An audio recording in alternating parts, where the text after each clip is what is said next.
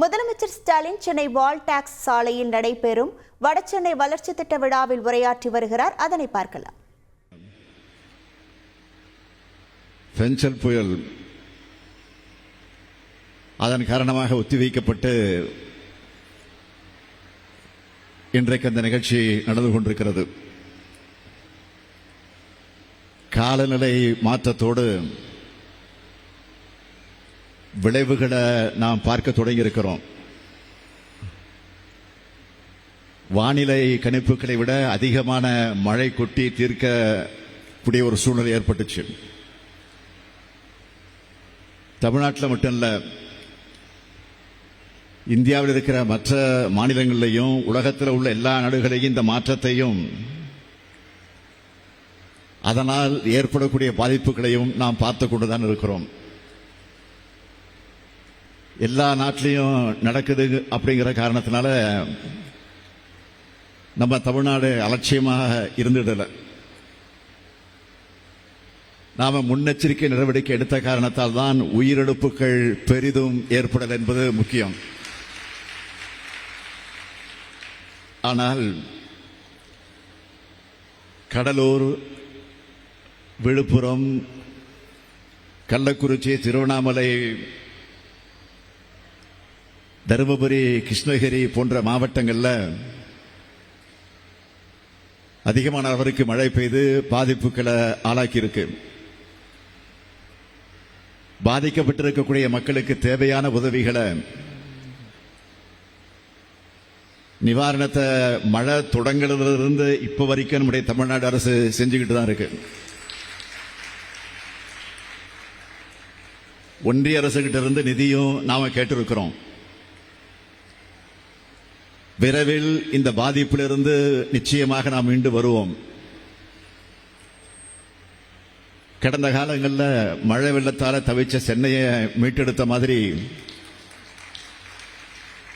மற்ற பகுதிகளையும் விரைவாக நாம் மீட்டெடுப்போம். ஒட்டுமொத்த தமிழ்நாடும் மீண்டு வரும். இப்பவே சில மாவட்டங்கள் முழுமையாக மீண்டு வந்து கொண்டிருக்கு. அல்லல் படக்கூடிய மக்களுடைய வேதனைகளை அவதூறு பரப்பி ஆதாயம் தேடலாம்னு சிலர் மலிவான அரசியலில் ஈடுபடுறாங்க. கடந்த ஆட்சியில் அது எந்த ஆட்சி என்பது உங்களுக்கு தெரியும். 2015 செயற்கை வெள்ளத்திலையும் பல்வேறு புயல்களையும்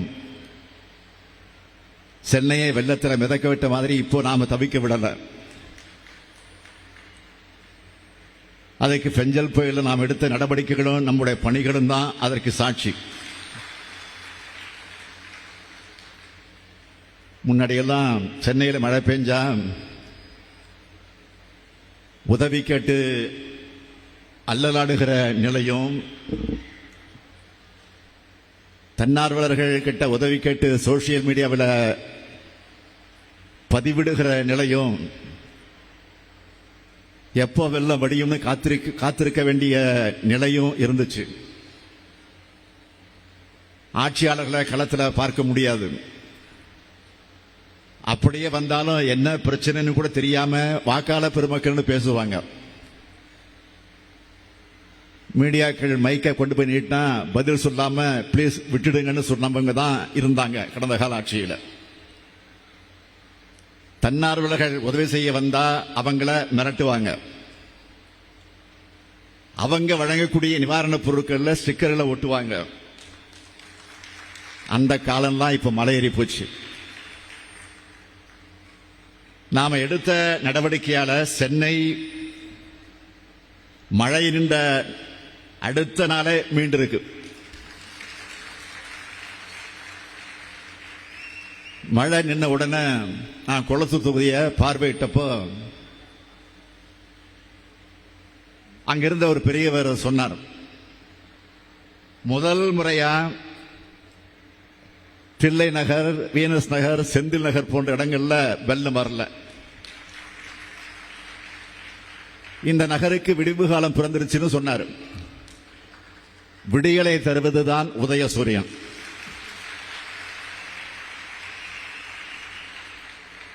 ஆனா உதயசூரியனால கண்ணுக்கு கூசுகிற ஆட்களுக்கு விடியல்லாம் தெரியாது.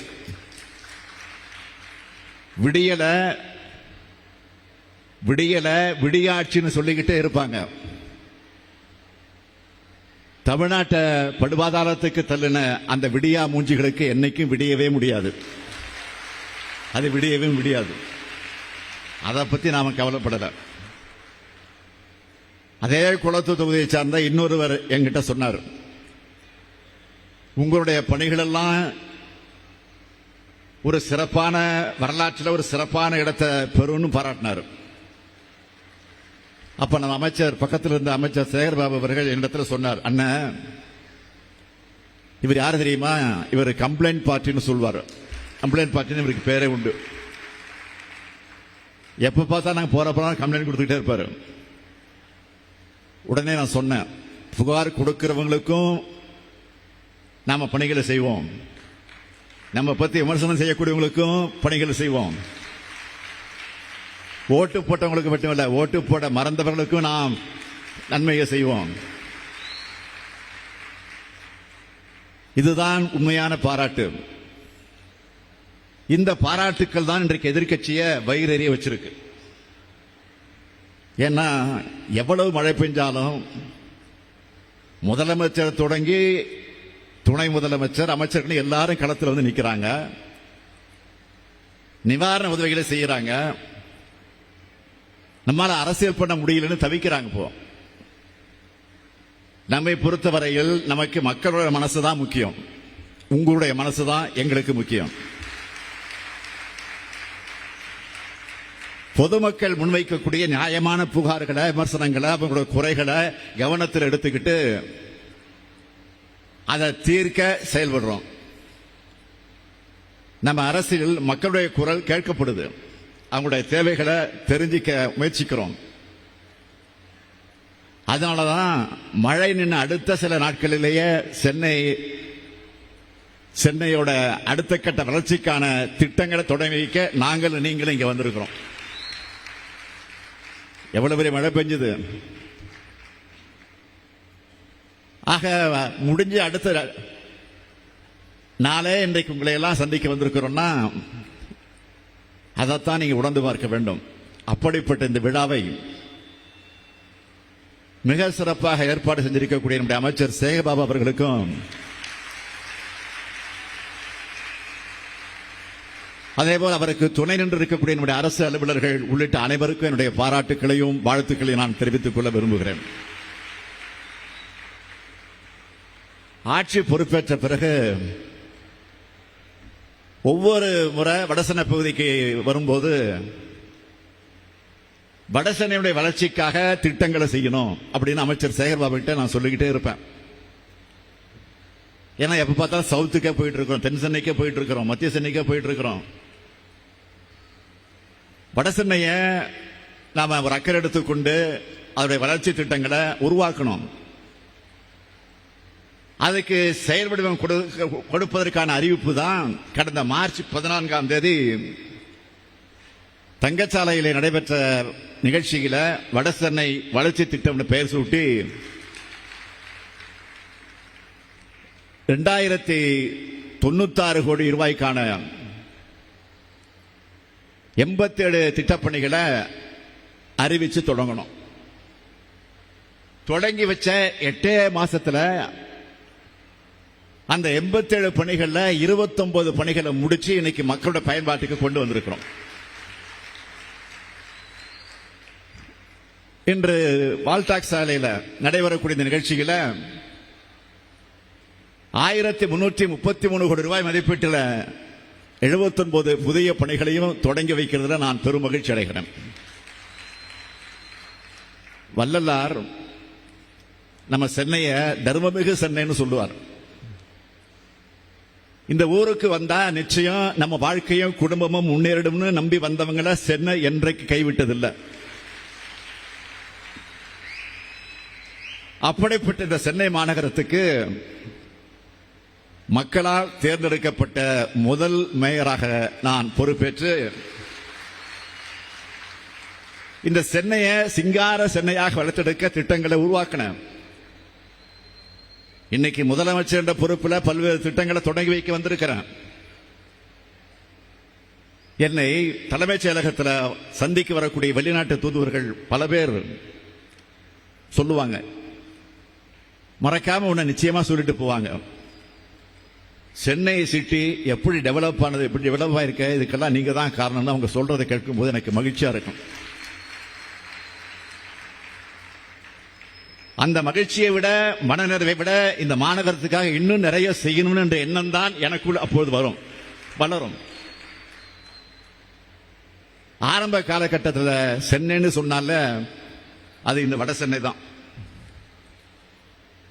இன்னைக்கு சென்னை மிகப்பெரிய நகரமாக வளர்ந்துருச்சு. சென்னைக்கு மேயரா, உள்ளாட்சித்துறை அமைச்சரா நான் செஞ்சதை விட முதலமைச்சரா நிறைய செய்யணும்னு என்னுடைய பொறுப்பும் இன்றைக்கு கூடியிருக்கு. அதுவும் வட சென்னை வளர்ச்சிக்கு 1000 கோடி ரூபாய் மதிப்பீட்டில் ஸ்டார்ட் பண்ணோம், துவக்கி வச்ச முதலா. அதுக்கு பிறகு ஒவ்வொரு திட்டமா சேர்ந்து இப்போ 6300 கோடி ரூபாய்க்கு 252 திட்டங்கள் செயல்படுத்தக்கூடிய நிலைக்கு வந்திருக்கிறோம். என்னென்ன திட்டங்கள் இதில் எடுத்துக் கொள்ளப்படுதுன்னா, பாதுகாக்கப்பட்ட குடிநீர், சீராக கழிவுநீர் செல்வதற்கான அமைப்புகள், அனைத்து கழிவு நீரற்ற நிலையங்களை மேம்படுத்துதல், போதிய மருத்துவ வசதி, தொழிற்கல்வி திறன்பாடு பகிர்ந்த பணியிடம், நூலகங்களுடைய தரத்தை உயர்த்துதல், கல்வி மையம், பள்ளிக்கூட கட்டிடங்கள், விளையாட்டு மைதானங்கள், சீரான சாலைகள், பூங்காக்கள், மின்விளக்கு வசதிகள், துணை மின் நிலையங்கள். இது மட்டுமல்ல, 40 ஆண்டுகளுக்கு மேலாக 200 சதுர அடி குடியிருப்பில் இருந்த அடித்தட்டு மக்களோட தேவையை உணர்ந்து வாழ்விட மேம்பாட்டு வாரியம் சார்பில் 400 சதுர அடிக்கு மேலாக மறு கட்டுமான புதிய குடியிருப்புகள் ஏற்படுத்துதல்னு சென்னை மக்களோட தேவைகளை என்னென்னு பார்த்து திட்டங்களை இன்னைக்கு உருவாக்கி இருக்கிறோம். நம்ம தாய் நிலத்துக்கு தமிழ்நாடுன்னு பேர் சூட்டினார் பேரறிஞர் அண்ணா அவர்கள். மெட்ராஸ் இருந்த பேரை சென்னைன்னு தலைவர் கலைஞர் மாத்தினார்.